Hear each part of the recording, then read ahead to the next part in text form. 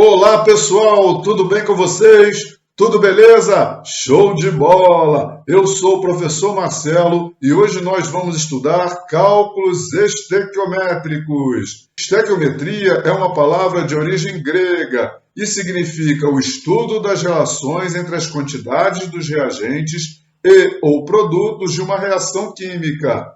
Estas relações podem ser feitas em quantidade de matéria ou número de mol, em massa, em volume, em número de moléculas, em número de átomos, etc. Para resolver problemas de cálculos estequiométricos, a gente tem que saber que numa reação química, as quantidades de reagentes e produtos estão relacionadas aos coeficientes estequiométricos da equação química balanceada. Estes coeficientes estequiométricos indicam a proporção em mol dos participantes da reação química. Vamos aos cálculos estequiométricos? Preparem suas habilidades matemáticas e vamos que vamos! Aqui está a equação química balanceada da reação de formação do gás amônia ou gás amoníaco a partir do gás nitrogênio e do gás hidrogênio. Os coeficientes estequiométricos desta equação química são 1, 3 e 2. Nós podemos interpretar estes coeficientes estequiométricos da seguinte maneira. Cada 1 mol de gás nitrogênio reage com 3 mols de gás hidrogênio, produzindo 2 mols de gás amônia. A gente sabe que 1 mol de gás nitrogênio equivale a 6 vezes 10 elevado a 23 moléculas de gás nitrogênio. 3 mols de gás hidrogênio equivalem a 3 vezes 6 vezes 10 elevado a 23 moléculas de gás hidrogênio, ou seja, 18 vezes 10 elevado a 23 moléculas deste gás. E 2 mols de gás amônia equivalem a 2 vezes 6 vezes 10 elevado a 23 moléculas de gás amônia, 12 vezes 10 elevado a 23 moléculas deste gás. Com estas informações, a gente também pode calcular o número de átomos presentes. Como cada molécula de gás nitrogênio possui 2 átomos de nitrogênio, 6 vezes 10 elevado a 23 moléculas deste gás possuem 2 vezes 6 vezes 10 elevado a 23 átomos de nitrogênio. Observe que eu multipliquei o índice 2 pelo número de moléculas presentes para se determinar o número de átomos de nitrogênio. Como cada molécula de gás hidrogênio possui 2 átomos de hidrogênio, 18 vezes 10 elevado a 23 moléculas de gás hidrogênio possuem 2 vezes 18 vezes 10 elevado a 23 átomos de hidrogênio. Como cada molécula de amônia possui um total de 4 átomos, olha aqui, 1 átomo de nitrogênio e 3 átomos de hidrogênio, 12 vezes 10 elevado a 23 moléculas do gás amônia possuem 4 vezes 12 vezes 10 elevado a 23 átomos no total. Portanto, em 1 mol de gás nitrogênio, há 6 vezes 10 elevado a 23 moléculas de gás nitrogênio e há 12 vezes 10 elevado a 23 átomos de nitrogênio. Em 3 mols de gás hidrogênio, há 18 vezes 10 elevado a 23 moléculas de gás hidrogênio, e neste número de moléculas há 36 vezes 10 elevado a 23 átomos de hidrogênio. Em 2 mols de gás amônia, há 12 vezes 10 elevado a 23 moléculas. E em 12 vezes 10 elevado a 23 moléculas de gás amônia, há um total de 48 vezes 10 elevado a 23 átomos. Eu calculei aqui embaixo as massas molares do gás nitrogênio, do gás hidrogênio e do gás amônia. Sabendo os valores das massas molares das substâncias participantes da reação química, a gente pode substituir estas quantidades de matéria ou números de mol pelas massas correspondentes. Então aqui, 1 mol de gás nitrogênio corresponde a 28 gramas. Como 1 mol de gás hidrogênio vale 2 gramas, 3 mols de gás hidrogênio correspondem a 3 vezes 2 gramas, ou seja, 6 gramas. Como 1 mol de gás amônia é igual a 17 gramas, 2 mols de gás amônia correspondem a 2 vezes 17 gramas, 34 gramas. Observe que a soma das massas dos reagentes é igual à massa do produto. 28 gramas mais 6 gramas é igual a 34 gramas. Isso está de acordo com a lei de Lavoisier. E por fim, a gente pode utilizar no lugar de quantidade de matéria ou número de mol, o volume ocupado pelo gás nas CNTP.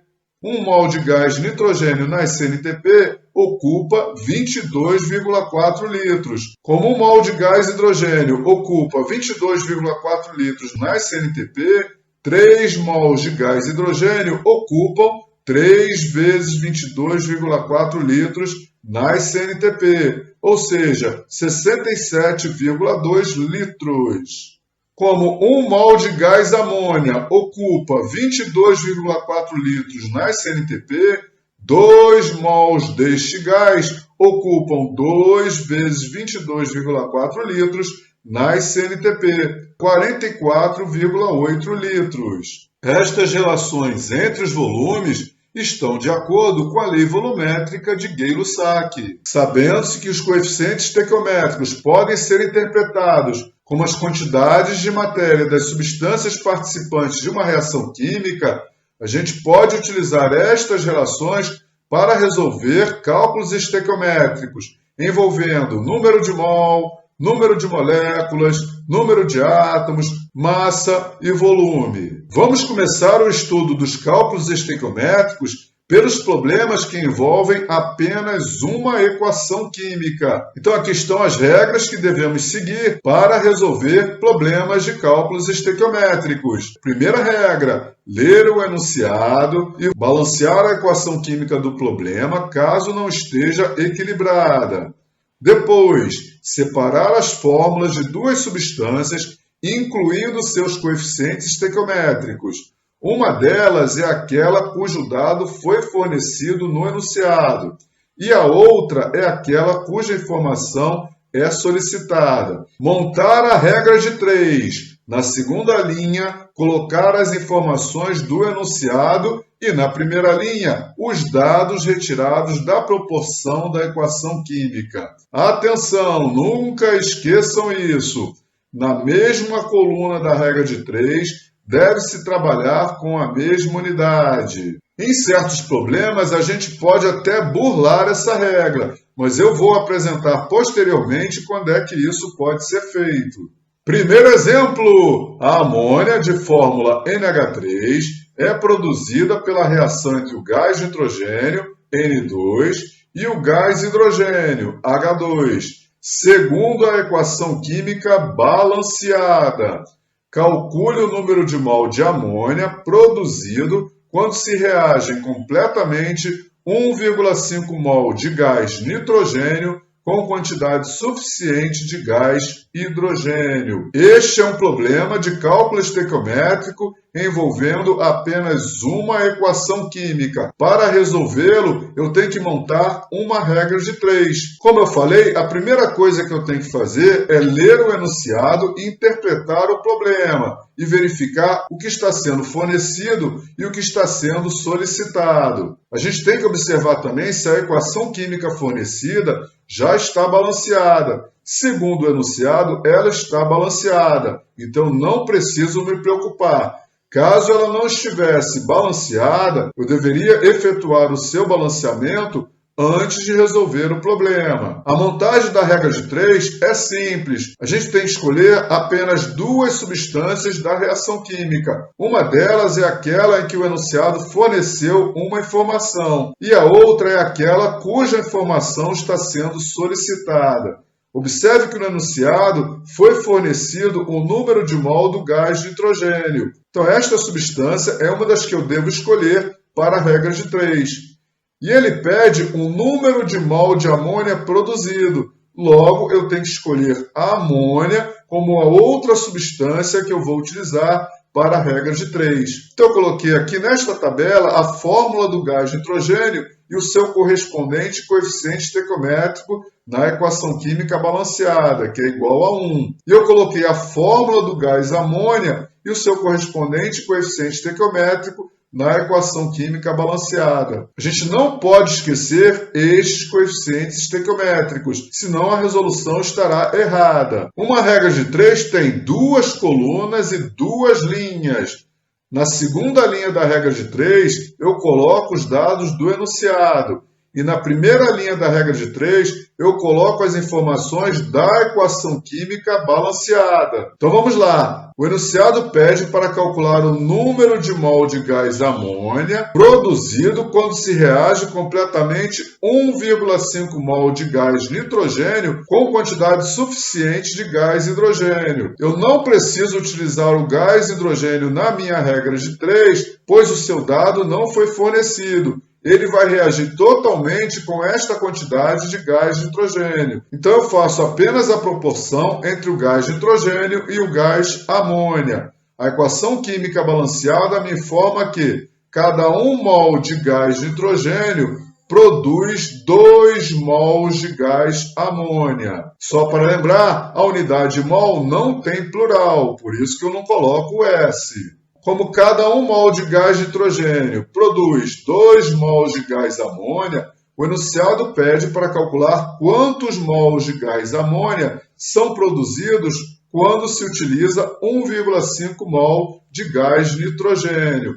Observe uma regra muito importante. Se na segunda linha desta coluna eu utilizei a unidade mol, na primeira linha eu também tenho que utilizar a unidade mol. Na outra coluna, a mesma coisa. Se na segunda linha eu utilizei a unidade mol, na primeira linha eu também devo utilizar a unidade mol. Por isso que eu preencho primeiro a segunda linha, para depois preencher a primeira linha da regra de 3. Sabendo a unidade utilizada na segunda linha de uma determinada coluna, eu sei qual unidade eu devo colocar na primeira linha desta coluna. Se na segunda linha desta coluna eu tivesse utilizado a unidade grama, na primeira linha desta coluna eu também teria que utilizar a unidade grama. Para resolver a regra de 3, eu posso multiplicar cruzado. Então, olha aqui, 1,5 vezes 2 é igual a 3 mols de amônia. Não esqueça que na resposta você tem que colocar a unidade, pois você tem que indicar o que significa o valor que você encontrou. Colocar apenas 3 não diz absolutamente nada. Então, isso aqui significa 3 mols de gás amônia que são produzidos nesta reação química. Segundo exemplo, calcule a massa de sulfato de sódio, Na2SO4, em gramas, que é produzida na reação completa de 0,4 mol de hidróxido de sódio, NaOH, com quantidade suficiente de ácido sulfúrico, H2SO4.